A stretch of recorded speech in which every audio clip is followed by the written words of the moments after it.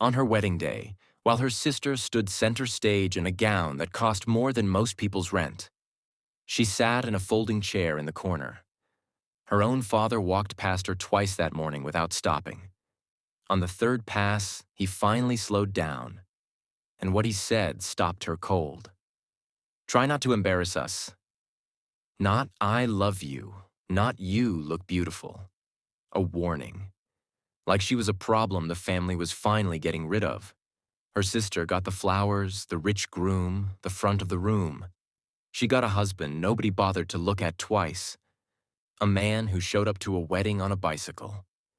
The room went silent for exactly 1 second. Then the laughter broke loose. But here's what none of them understood yet. The people who throw you away are the ones who never see what's already standing right in front of them. And by the end of this story, every single person who laughed at that bicycle was going to wish they hadn't. Before we dive deeper, let us know in the comments where you're watching from. We'd love to hear from you. And don't forget to hit that subscribe button so you never miss any of our upcoming videos. Her name was Eleanor Greer. And if you had asked anyone in the Greer family to describe her in 3 words, they would have paused longer than they should have. Not because she was hard to describe, because she had simply never been worth describing to them. She was 27 years old, the older of 2 daughters, and for reasons that had never been spoken aloud but had always been understood, she was the one the family kept in the background. She was the one whose school pictures stayed in the drawer instead of on the mantle. The one whose report cards were glanced at and set down. The one whose name, at dinner, came up last, if at all. She had learned, early and quietly, that she was loved the way people love a piece of furniture they don't want to move, but aren't sure they ever really needed. She was there. She was useful, but she was not the reason anyone walked into the room. Her sister, Madison, was the reason anyone walked into the room. Madison Greer was 24, 3 years younger, and she had known since she was old enough to read a room that she was the favorite. She didn't lord it over Eleanor, not always, and not in ways that could be pointed to and named. It was more subtle than that, which somehow made it worse. It was in the way their mother adjusted Madison's collar before a photo and didn't notice Eleanor's hair. It was in the way their father laughed longer at Madison's jokes. It was in the way birthday money was always just slightly more for Madison, and the explanation, when Eleanor once dared ask, was something vague about Madison having more expenses right now. Eleanor had stopped asking. That was the thing about growing up in a family that didn't see you clearly. Eventually, you stopped waving to get their attention. You just learned to move through the rooms without bumping into anything. She had been good at that her whole life. Moving without bumping. Working without being noticed. For 3 years after college, my Eleanor had taken care of their maternal grandfather, Howard Greer, up in western Pennsylvania near a small town called Harwick, where the roads were narrow and the winters were long, and most of the people who still lived there had decided long ago that they didn't need the city to tell them who they were. Howard was 78 and recovering from a stroke when Eleanor arrived. He couldn't drive. He had trouble with the stairs. He needed someone, and no one in the family had volunteered. So Eleanor had packed 2 bags and driven up on a Tuesday and told herself it would be 6 months. It was 3 years, and they were the best 3 years of her life. Howard Greer was the kind of man who had lived long enough to say exactly what he meant. He didn't perform warmth. He didn't make conversation for the sake of it. But when he spoke to Eleanor, he looked at her like she was someone whose words were worth waiting for. He asked her what she thought about things. He listened to her answers. He told her once, over instant coffee at 7 in the morning, that she reminded him of her grandmother. Not in looks, but in the way she carried herself when she thought no one was watching. Like someone who had decided to be fine regardless. Eleanor hadn't known what to say to that. So she had just nodded and looked out the window and felt something loosen in her chest that she hadn't known was clenched. She stayed until he passed. She held his hand at the end. She drove back to her parents' house in Ohio alone, with 2 bags and 3 years of grief, and the particular silence of someone who has learned what it feels like to be chosen. The family had not exactly welcomed her home. That was too strong a word for what happened. It was more that they had continued without her, and now she was back, and the house had rearranged itself to fit 5 years of her absence, and there was no longer a space that quite matched her shape. Madison had taken over the larger bedroom. Her mother had turned Eleanor's old desk into a sewing table. Her father, the first evening she was back, had asked her what her plan was. Not how she was doing, not whether the drive had been long, but what her plan was.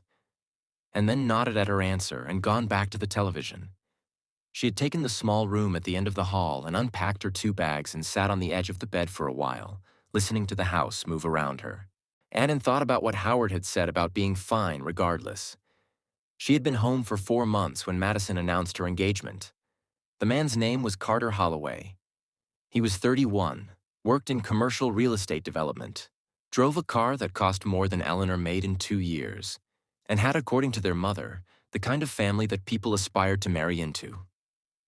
The Holloways were old money from Cincinnati, the kind of family that had buildings named after them at universities, the kind whose presence at a dinner table rearranged the social gravity of the whole room.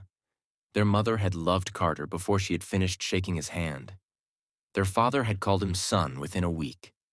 The engagement was announced at a family dinner that Eleanor had not been told was an occasion. She had shown up in jeans, and everyone else was dressed. She had sat at the corner of the table and eaten quietly and smiled at the right moments and driven home telling herself that it was fine. It was 4 weeks after Madison's engagement announcement that Eleanor met Marcus Webb. She met him the way you meet most people when you are living a quiet, careful life.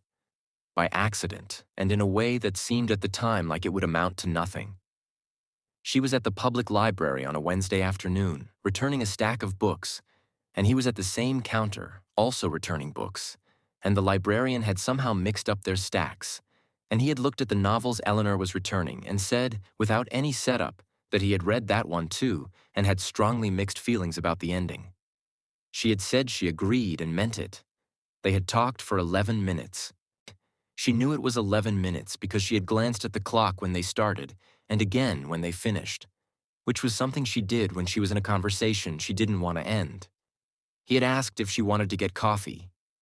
She had said yes before she had time to think about whether she should. His name was Marcus Webb. He was 30 years old. He drove a bicycle. Not as a hobby or as an environmental statement or because he was saving money for something. He simply rode a bicycle, the same way some people wear the same watch every day, not because it was the only one they owned, but because it was the one that worked. He had a job doing maintenance and general repairs for a property management company in the area. He was good with his hands and patient with problems, and not particularly interested in impressing anyone. When Eleanor asked him, on their 3rd conversation, what he wanted out of his life, he had thought about it for a real moment, and then said he wanted something to take care of and something to look forward to, and to go to sleep tired in a good way. She had looked at him across the table and thought that was the most honest answer she had ever heard anyone give to that question.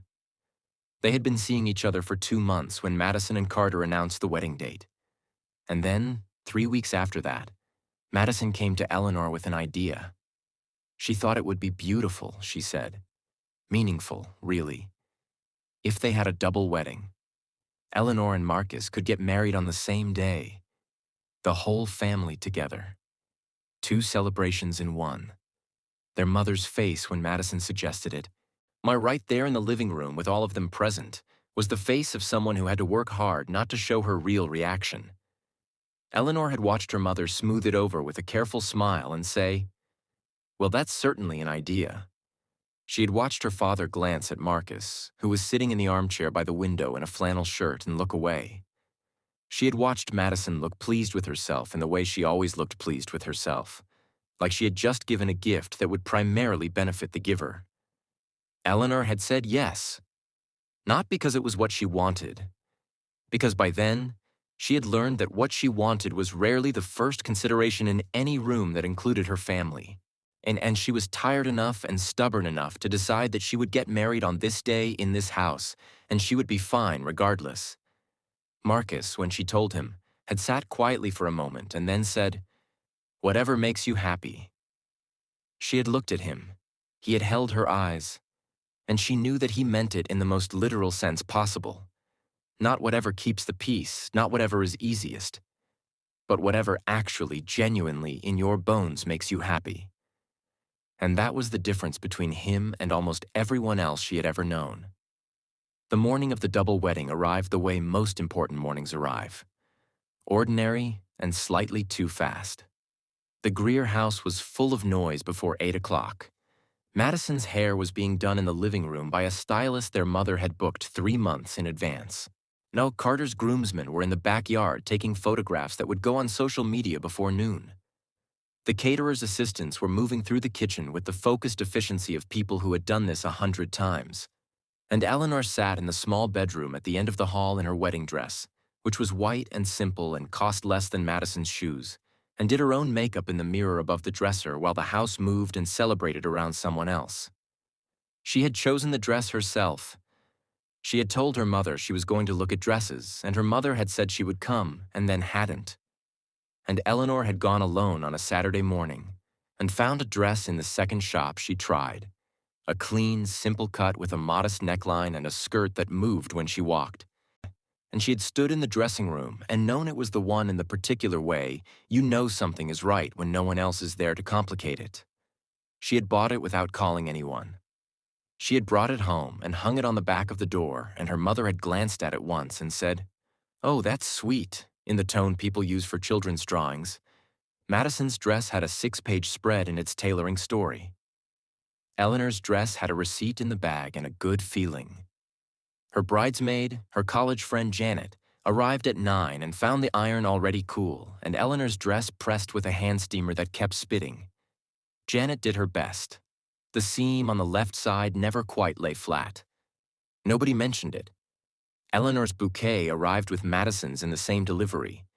A white rose cluster with ribbon that was noticeably smaller than her sister's overflowing arrangement. The florist had likely been given a budget for each and had followed it precisely. Eleanor had set her bouquet on the dresser and looked at it for a moment and then picked it up and said she liked it because she did. She genuinely liked it. And that was one of the things that had always confused her family about her.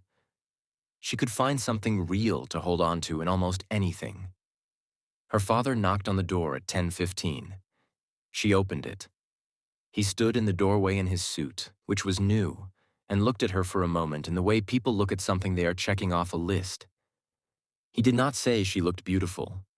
He did not say he was proud of her. He did not say anything that would have required him to look at her as if she mattered to him in the particular way she needed to matter on this particular day. What he said was, "Remember what family you represent today. And then, don't make a scene." And then he walked down the hallway toward the sound of the party. Eleanor had stood in the door of the small bedroom for a long moment. She had felt the words go through her the way cold air goes through a gap in a wall.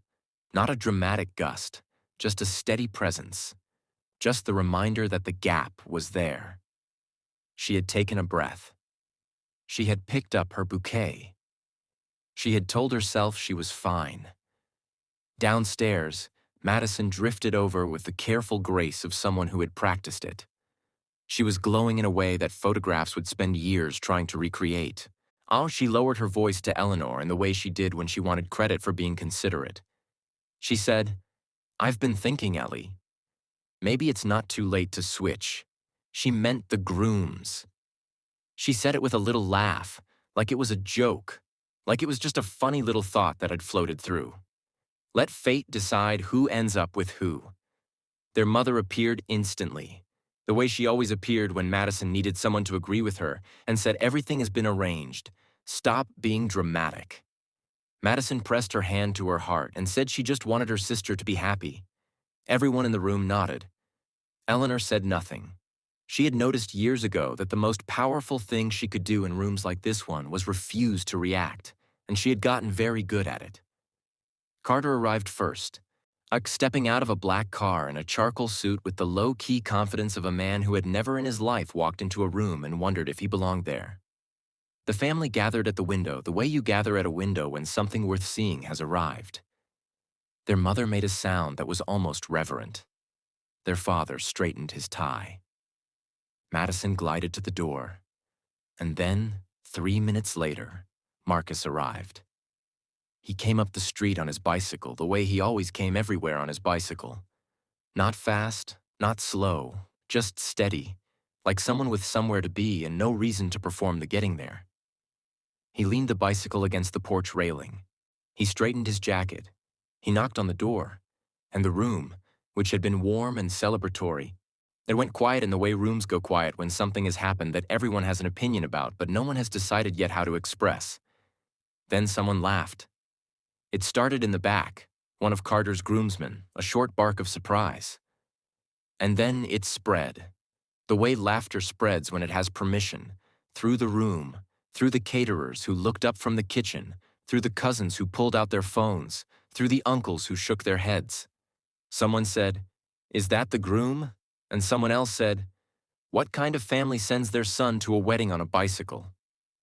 Marcus stood at the door and looked at Eleanor's father, who had answered it, and said, "Good morning, sir," in a voice that had no apology in it. Eleanor's father pulled her into the hallway. He said, "If you want to cancel this, say so now. I will make the call myself." Eleanor looked at the door. She looked at her father. She thought about every year she had spent in this house feeling like a visitor who had overstayed, every year of being the daughter who didn't quite fit the picture they were trying to take.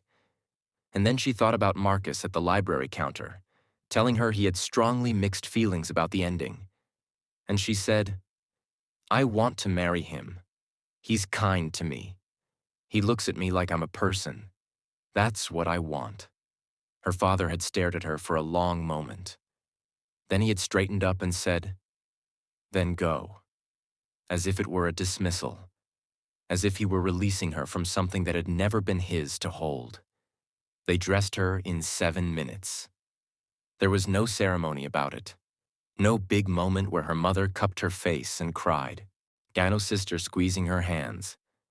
Janet adjusted Eleanor's veil with quick, practiced movements and whispered, "You look good." Eleanor had said thank you and meant it. She walked down the stairs and across the entryway and out the front door, and no one walked her out. She crossed the porch and stepped down to where Marcus was standing by his bicycle, and he looked at her the way he had looked at her at the library counter, with his full attention, like whatever she was about to say was going to be worth waiting for. He said, "You're sure?" She said, "I've never been more sure of anything." He smiled. It was the slow kind that started in his eyes. He held out his hand. She took it. And she climbed onto the back of the bicycle and held his jacket, and Marcus rode down the street with the morning light cutting through the trees above them. And behind them the family stood on the porch, some of them still laughing, some of them shaking their heads, and someone, she heard it clearly as they rounded the corner, said, "Well, poverty wins again." She didn't look back. That was the thing about Eleanor that her family had never understood and never would. She wasn't being strong. She wasn't performing dignity. She simply had already looked back so many times at things that weren't going to change, and she had decided, somewhere between Howard's house in Harwick and this porch and this bicycle and this man, that the looking back had cost her enough. She held Marcus's jacket and felt the morning air and thought about what it meant to go somewhere you were wanted. The road ahead of them was ordinary. Not a 2-lane street past a gas station and a nail salon, and a church with a marquee out front that said something she read too fast to remember. But she was moving forward.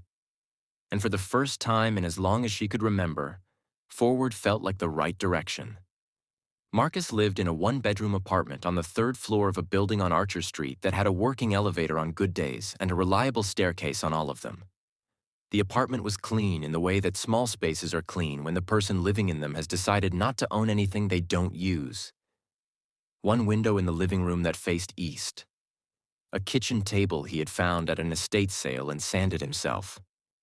A lamp in the corner with a shade that tilted slightly to the left, work which he had never gotten around to fixing because the light it threw was actually better that way. Warmer, more like evening even in the afternoon. He had set her bag down and looked at her standing in the middle of the room the first time she saw it, and he had said, "I know it's not much." And Eleanor had looked at the window and the table and the lamp with its tilted shade, and thought about the house she had grown up in, which was large and well-furnished and had never once felt like it was hers. And she had said, "I've lived in a big house. It didn't make me happy." He had looked at her for a moment. Then he said, "You mean that?" And it wasn't a question. He had known her long enough to know the difference between what she said to fill space and what she said because it was true. She had nodded. He had said, "Okay." And that was how their marriage began. In a small apartment on Archer Street with a tilted lamp and an eastern window, and two people who had decided to try. His mother, Patricia Webb, arrived that afternoon. She came the way she always came everywhere. Fully, loudly, with oversized everything and a hug that didn't ask first. She was a large woman with large jewelry and a large laugh, and absolutely no interest in making herself smaller for anyone's comfort. Marcus had heard the knock at the door and gone still for exactly 1 second before saying quietly, "That's my mother," and Eleanor had prepared herself for a lot of things. She had not prepared herself for being wrapped, both arms, completely, before she had said a single word. Patricia held her like she already knew her, like she had been expecting her. And she said, "Ein" into Eleanor's hair, in a voice that didn't need to perform anything. "My daughter. This home is yours now. Small or big, it is yours." Eleanor stood very still in that hug. She could not remember the last time someone had said something like that to her and meant it without an asterisk. She thought about the word home and what it had meant in different houses and different rooms over the years. She thought about Howard Greer in Harwick, who had made a 3-bedroom farmhouse feel like the safest place in the world by simply looking at her like she was worth seeing. She thought about the porch she had just left, and the bicycle, and the morning light, and she stood in Patricia Webb's arms in a tilted lamp apartment on Archer Street and let herself be held. And something that had been braced for a very long time began, quietly, to rest. 3 weeks passed. They were quiet weeks, ordinary weeks, the kind that don't make for good stories but make for good lives. Eleanor found a part-time bookkeeping job she could do remotely. Marcus worked his regular hours and came home tired in the good way he had described wanting. They cooked dinner together most nights and took walks on the weekends and had the kinds of long conversations that happen naturally between two people who are genuinely curious about each other. Eleanor noticed things she had never paid attention to before. The way morning light moved across the kitchen table, the sound the elevator made on the good days, the way Marcus hummed when he was doing something he liked. Small things. But the thing about small things is that they add up to something real, and for the first time in a long time. And Eleanor felt like she was adding something up instead of watching it get subtracted. Then Madison called. Her voice was bright in the particular way it got bright when she wanted something, but was going to arrive at the request through 3 layers of warmth first. She said there was a banquet at the Whitmore Grand, a formal dinner, Carter's business connections, important people, the kind of evening that left impressions. She said you and Marcus should come. It'll be fun. It'll be good for you to get out. And Eleanor, standing in the kitchen of the Archer Street apartment with the phone to her ear, felt a tightness move through her that she recognized immediately. The tightness that came before rooms full of people who had already decided what she was worth. She told Madison she would think about it and hung up. And she told Marcus that night over dinner. He set his fork down. He said, "Don't go." And she said she knew. And he said, "If you don't, she'll say you're hiding." And she said she knew that too. And then she said the thing she had been trying not to say since she hung up the phone. "I want to walk into that room and show them I'm not broken." Marcus was quiet for a long moment. Then he said, "Then I'm coming with you." Before they left, Marcus went to the nightstand in the bedroom and opened the small drawer and took out a ring box. He sat on the edge of the bed. He said, "I was going to save this for later, but I don't want you walking into that room without it." He opened the box. Inside was a ring, a simple gold band with a small, clear stone in an old setting, the kind of ring that has a life behind it. He said, "This was my grandmother's. She wore it every day for 51 years. He held it out. Eleanor took the ring from the box and turned it in the light of the tilted lamp. She put it on. Marcus said, "Don't take it off." She said, "I won't." And she meant it in the way that you mean things when they cost you something to say. The Whitmore Grand Banquet Hall was exactly the kind of room that had been designed to make a certain kind of person feel powerful and a different kind of person feel small. Crystal chandeliers, cream table linens, waitstaff moving with the quiet precision of people paid to be invisible. Eleanor and Marcus arrived by car. Marcus had borrowed one from a friend at work. They walked in together. Madison found them within the first 4 minutes. She was on Carter's arm and glowing with the particular energy of someone at the center of the room she had always believed she deserved to be at the center of. She said, "Ellie, you came." She said it with a smile that was just slightly wider than warmth required. She said, "You look great, really. For what you're working with, you look amazing." And then Carter, beside her, ran his eyes over Eleanor once in the assessing way of a man who had decided before the conversation started that she wasn't worth his full attention. He said, "Security guard's wife. Respect." It wasn't said with respect. Madison laughed. Eleanor said nothing. Madison steered her across the room to a cluster of men Carter wanted to impress.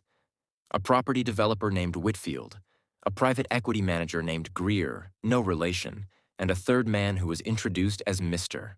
But Douglas, the general manager of the Whitmore family's holdings, which included this banquet hall and 4 others. Mr. Douglas was a careful man, the kind whose eyes moved before his head turned. Madison said brightly, "This is my sister Eleanor. Her husband's last name is Webb." Something shifted behind Mr. Douglas's eyes, something deliberate and cautious. He said, "Webb, as in," and then he paused. Madison cut in quickly. "No," she said, "just the same name. He's in building maintenance." The way she said it, with the specific emphasis of someone using an accurate statement as a weapon, landed in the room and settled. Mr. Douglas nodded slowly. He looked at Eleanor. He looked at her hand. He looked at the ring. His expression moved through something that Eleanor couldn't quite read in the moment, in something between recognition and calculation. He excused himself shortly after and walked quickly toward the far end of the room with his phone in his hand. Eleanor watched him go. Then Carter reached over, in the easy, careless way of a man who has never once been told he couldn't touch something that wasn't his, and lifted the ring from Eleanor's finger. He held it up to the chandelier light. He said, "This little thing? This is what you're calling a wedding ring?" He turned it in the light like something he was assessing for a garage sale. He said, "Did he buy this from a street cart?" "Give it back," Eleanor said. Carter smiled. "Find it yourself," he said. And he tossed it. The ring arced through the chandelier light and struck the polished floor with a small, clear sound. Eleanor did not flinch. She did not cry. She did not go after him. She turned, walked to where the ring had landed, crouched down, picked it up from the floor, stood back up, and put it on her finger. Then she turned to face Carter. She didn't say anything. She didn't need to say anything, because the room had already changed. She hadn't heard Marcus come in. She had only felt the air shift, the way a room shifts when the actual center of gravity enters it. Marcus walked across the banquet hall with the same steadiness he brought everywhere. No performance, no announcement, just a man moving toward something with his full attention committed. He stopped beside Eleanor. He looked at Carter. He said, quietly but completely clearly, "You have no right to speak about my wife the way you just did, and you have no right to touch what belongs to her." Carter recovered fast, in the way men like Carter always recover fast, with a short laugh and a scan of the room for support. He said, "You think you can walk in here? Do you know whose room this is?" He called for security, and the security staff moved. They moved toward Carter, 2 of them, and they stood there in the Whitmore Grand Banquet Hall with their hands at their sides, and they looked at Marcus Webb, and they did not put their hands on him. Carter's voice went thin. He said, "Why aren't they?" And then Mr. Douglas was across the room, moving fast, with his phone still in his hand and two other men in suits behind him. He stopped in front of Marcus and Eleanor. He said, "Mr. Webb, I am deeply sorry. This should not have happened." He looked at Carter with the expression of a man who has just made a professional decision. He said, "Sir, I'm going to ask you to lower your voice." Carter looked around the room. He looked at Mr. Douglas. He looked at Marcus. He said, "He's a maintenance worker. He's nobody. He came in on a bicycle." Mr. Douglas said with perfect measured calm, "Mr. Webb is the son of Raymond Webb. His family owns this property, and two others in this county." Carter went very still. Madison's face, across the room, did something Eleanor had never seen it do before. It went blank. Not upset, not calculating. Just blank, like a screen that has lost its signal. The room was very quiet. Mr. Douglas turned back to Eleanor and Marcus and said again, "I'm sorry. This will not happen again." They left the banquet together, Marcus's hand at Eleanor's back, walking through a room that had rearranged itself in the last 4 minutes. Outside, under the awning, and Marcus looked at Eleanor's arm where a red mark had formed from the moment Carter had grabbed her wrist before the ring. He said, "You're hurt." She said, "It's nothing." He said, "Eleanor." She said, "I'm okay, Marcus." He took her hand. Just took it. No speech, no promises. Just the weight of his hand around hers in the quiet outside that loud, rearranged building. She didn't sleep well that night. Not because she was upset. She had expected something like this, had known, in the way you know things you don't want to be right about, that bringing Marcus into that room would surface something. What kept her awake was not the scene, but the question underneath it. She lay in the dark of the Archer Street apartment and listened to the building settle and thought about Mr. Douglas's face when he heard the name Webb. I thought about the way the security staff had moved. Thought about Marcus, who drove a bicycle and lived in an apartment with a tilted lamp, and had a mother who wore fake jewelry because she liked the look of it, and a grandmother who had worn a simple gold ring for 51 years. She had seen all of those things and taken them to mean one thing. And now she lay in the dark, wondering if they meant something else entirely. But she didn't ask him. Not that night. That night she let it be what it was, and she closed her eyes, and somewhere between midnight and morning she fell asleep with the ring still on her finger. In the days that followed, something shifted. Eleanor had applied, through a listing she'd found on a community job board, to help with household management at a private estate about 40 minutes outside the city. The listing had been vague. General assistance, household coordination, some administrative work, flexible hours, competitive pay. She had applied because they needed the income and because she liked the kind of work that was concrete and finishable. She was offered the position quickly and told she could start the following Monday. What she had not known, when she drove down the long, tree-lined lane on a Monday morning and pulled up in front of the main house, was that the estate had a name. The Webb property. It was carved into a stone post at the entrance, weathered and unhurried, the way things are carved when they expect to be there for a long time. She sat in the car for a full minute and looked at the letters. Then she got out and went inside. If the staff greeted her with a formality that she would later understand, but at the time found confusing. They called her ma'am. They offered her coffee before she had set down her bag. The housekeeper, a composed woman named Ruth, walked her through the property with the careful attentiveness of someone who had been told to be careful. Eleanor moved through the house and took notes and tried to understand what she was feeling, which was something between dislocation and the first edge of understanding. The rooms were beautiful in the old way, not decorated for show, but arranged for living, with furniture that had been sat in for decades and rugs that had been walked across by multiple generations of the same feet. There were photographs on a side table in the sitting room. Eleanor stopped in front of them. A young Raymond Webb, now Marcus's father in a graduation photo, an older couple she didn't recognize in front of this house, and in a small oval frame at the edge of the table. Marcus, maybe 12 years old, in front of what was clearly the same building she was standing in right now, squinting against the sun. Marcus arrived at noon. He found her in the sitting room with the photograph still in her hand. He stood in the doorway. She looked at him. She set the photograph down. She said, "Tell me the truth." He came into the room and sat down across from her. He said, "I made a mistake." He said it like a man who had been carrying the sentence for a long time and was relieved to put it down somewhere. He said, "I was afraid." And then he said, "I kept being afraid, and every time I thought about telling you, more time had passed. And the longer it went, the harder it felt." She waited. He said, "My name is Marcus Webb. My family owns this estate. We have holdings in commercial real estate and a foundation my grandfather established in 1974. The bicycle, the apartment, the job, those were real. I've done that work for 3 years. I wanted to live without the name for a while. And then I met you, and I wanted to know who you were without knowing who I was." She looked at him for a long time.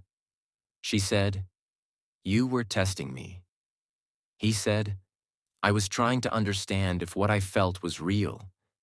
She said, "By letting me believe I had married someone without resources and feel strong for adapting to it. By letting me be grateful for things you manufactured." He said, "Yes." She said, "Do you understand how that feels?" He said, "Yes." She said, "I don't think you do, not yet." And she walked out of the room. She sat in the garden for 2 hours. The estate spread out around her in the afternoon light. The old oak at the edge of the lawn, the stone path that curved toward the back, the beds of something that had been planted long before anyone currently alive had decided to plant it. She sat on a bench with her hands in her lap and thought about the tilted lamp and the 2 bags she had unpacked in the small bedroom on Archer Street, and the feeling of climbing onto the back of that bicycle and leaving the porch behind. She thought about how genuinely, completely happy she had been in that apartment. The way the morning light moved across the kitchen table. The way Marcus hummed when he was cooking. The way Patricia had said "my daughter" without needing to perform it. Oh, she pressed her hand to her stomach without meaning to. The way your hand goes to something it's already guarding before your mind has caught up to why.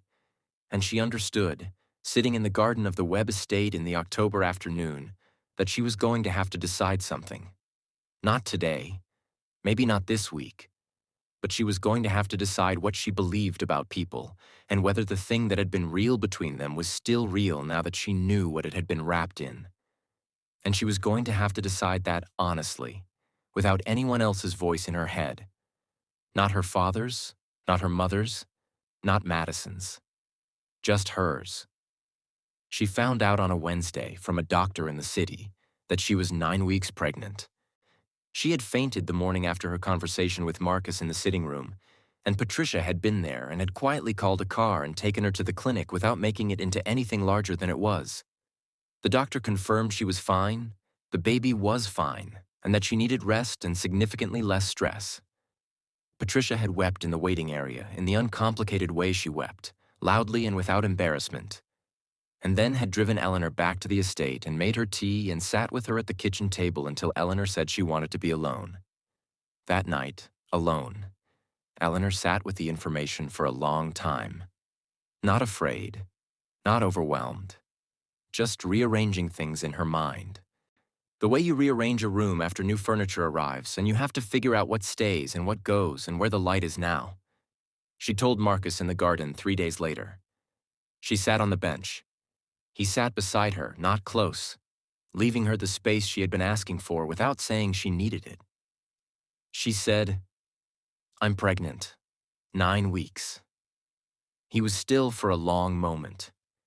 Then he exhaled slowly, like something he had been holding at a careful distance had finally been allowed to land. He said, "Are you?" She said, "I'm fine. The baby's fine." She said, "Don't do anything dramatic right now. I'm not ready for dramatic." He nodded. They sat in the quiet of the garden. A bird moved in the oak tree. The late afternoon light was the particular color it gets in October in Ohio, low and amber and clear. She said, I have been thinking about what was real. He waited. She said, the apartment was real. The tilted lamp was real. The morning light on the kitchen table was real. Your mother calling me her daughter before she knew my name. That was real. You looking at me like I was someone worth talking to at the library counter? That was real. He said, all of it was real. She said, the hiding wasn't. He said, no. The hiding was fear, and fear is not a good enough reason to deceive someone you love. She said, no, it isn't. They sat in the garden for a long time after that, not talking. It was not the silence of things left unresolved. It was the silence of two people who had agreed on something important and were letting it settle.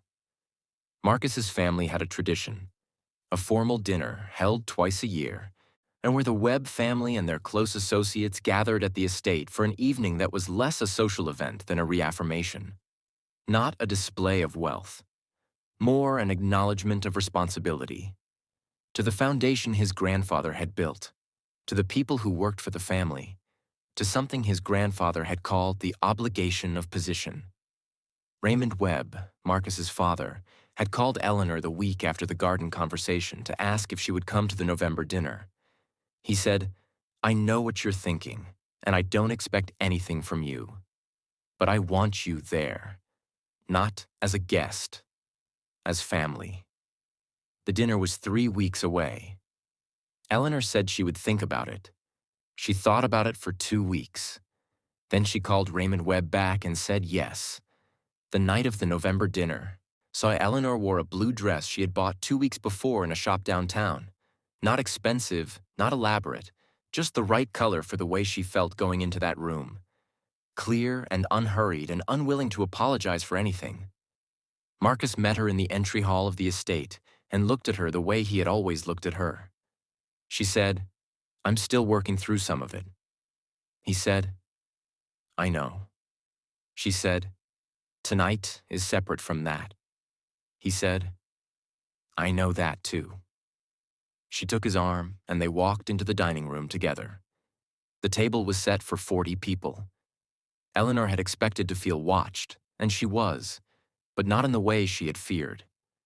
The staff she had worked alongside for the past several weeks greeted her with the particular warmth of people who had been watching for a long time and were glad of what they saw. Ruth, the housekeeper, caught her eye from across the room and gave her a small, formal nod that contained more than it showed. Patricia was at the far end of the table, already talking too loudly and wearing a necklace that was absolutely the most dramatic piece of jewelry in a 50-mile radius. And she saw Eleanor and said, across the full length of the room, there she is. Eleanor had not expected to feel her eyes go warm at that. But they did. Raymond Webb stood at the head of the table when everyone was seated. He was 62. A man built for rooms like this one, and wise enough to be slightly suspicious of that. He welcomed his guests with the directness of someone who had decided years ago that the most respectful thing you could do for people's time was not waste it. He said the foundation had had a strong year. He said the renovation on the Harwick Community Center, Eleanor's head came up at the word Harwick, had been completed in September. He said that in the new year, the family would be formalizing a partnership with a nonprofit that provided housing support services in 4 counties. And then he paused, and he said, I also want to take a moment to welcome my daughter-in-law, Eleanor Webb, properly. And Eleanor, who had prepared herself for a lot of things that evening, had not quite prepared for the word properly. What it meant in the context of that sentence. What it implied about how she had been welcomed before, in other rooms, by other people. Raymond said, Eleanor has shown more grace in the last several months than most people show in a lifetime, and we are lucky to have her. The room applauded. It was genuine. Eleanor looked at the table in front of her for a moment and breathed. Then she looked up. What happened at the other end of the table, she learned later from Patricia, who had a talent for knowing exactly what was happening in every corner of every room she occupied. Madison and Carter were not invited. The evening was family and close associates only. But Carter had somehow heard about the dinner through his real estate network and had made calls, and those calls had reached the wrong ears, and by the end of the week, a different kind of truth had surfaced. 3 separate business arrangements Carter had structured in the past 18 months were found to have significant accounting irregularities, the kind that require lawyers, and the kind that required Carter to spend several days explaining himself to people who were very calm and very expensive.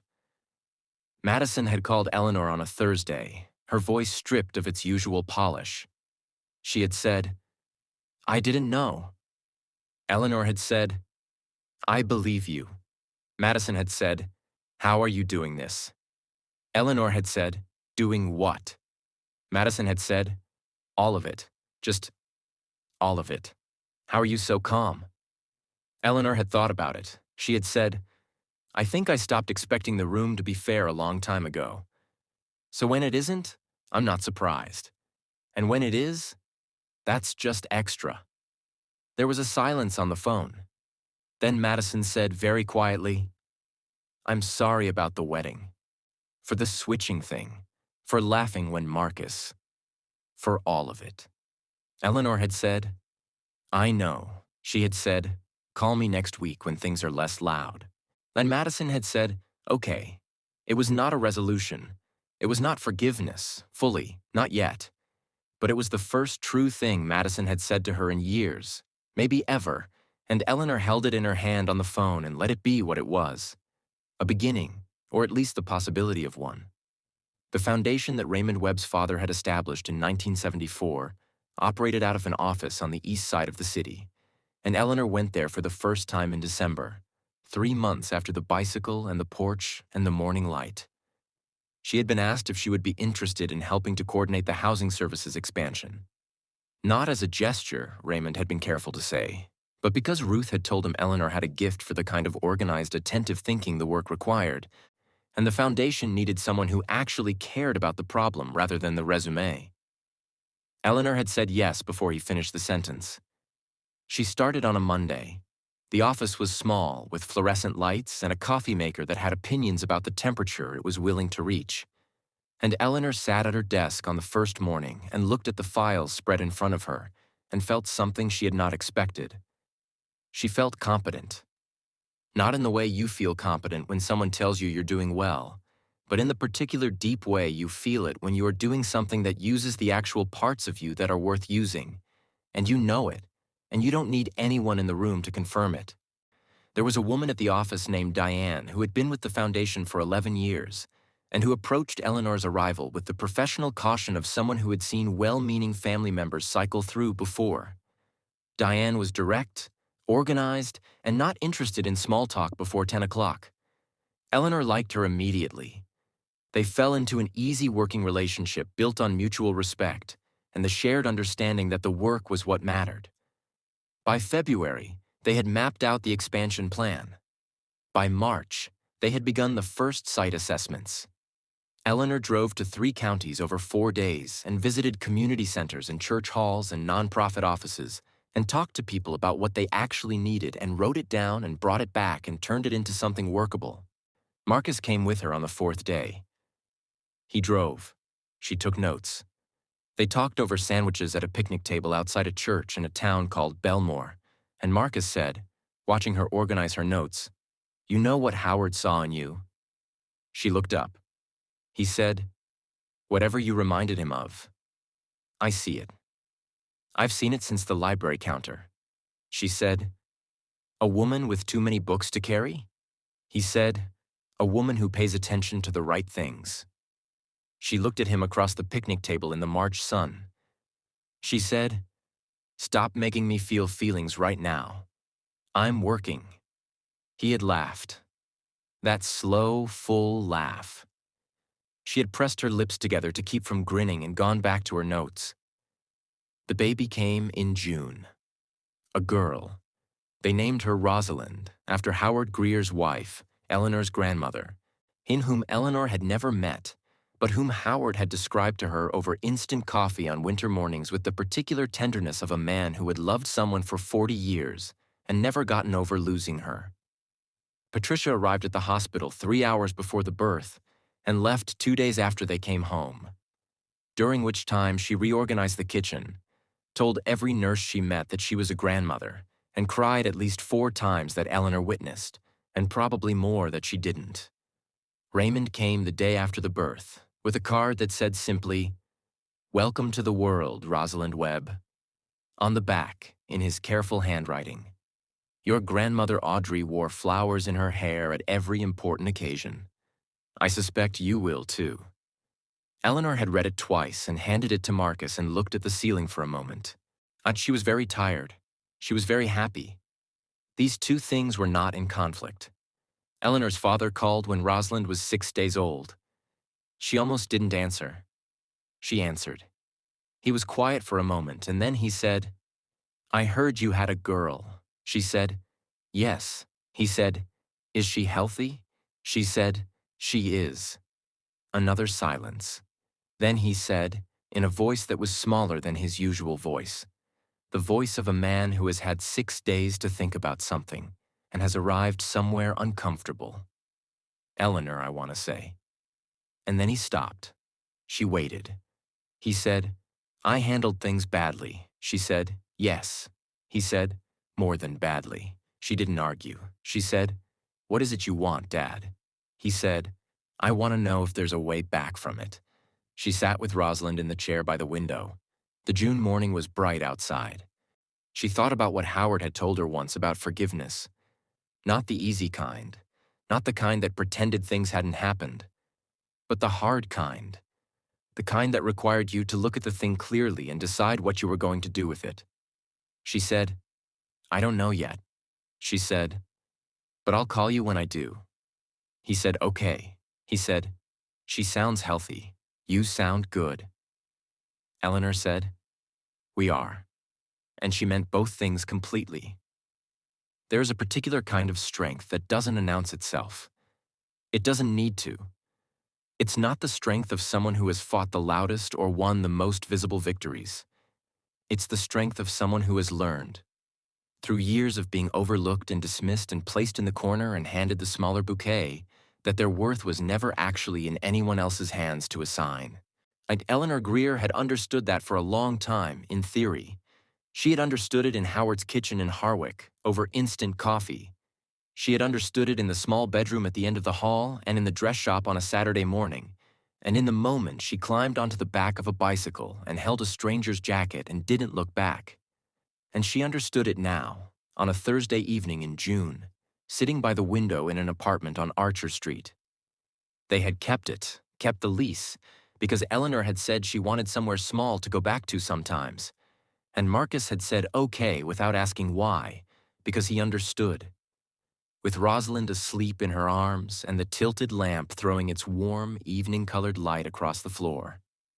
She had not needed the estate, but she had not needed the name or the foundation or the table set for 40 or the stone post at the entrance or Raymond Webb's careful handwriting on the back of a card.